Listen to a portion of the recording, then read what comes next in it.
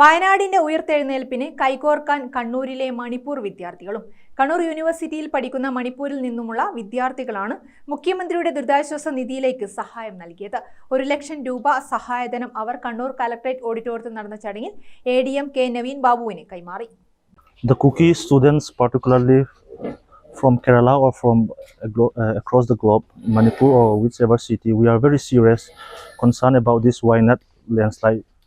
The state government have 2 days mourning for this landslide, and even with the Kuki also we feel this tragic landslide where more than 200 people lost their life and thousands are displaced and more than 100 are missing. So we want to offer our condolence with candle lighting.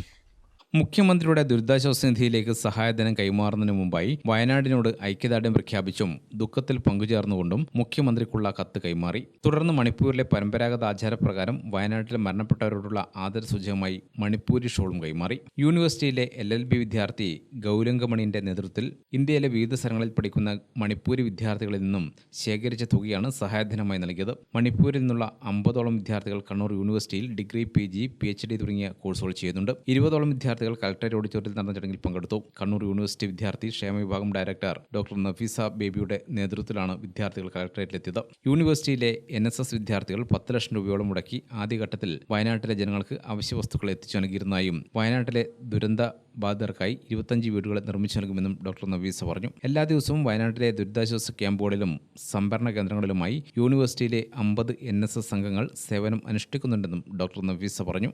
Gramika news, Kannur.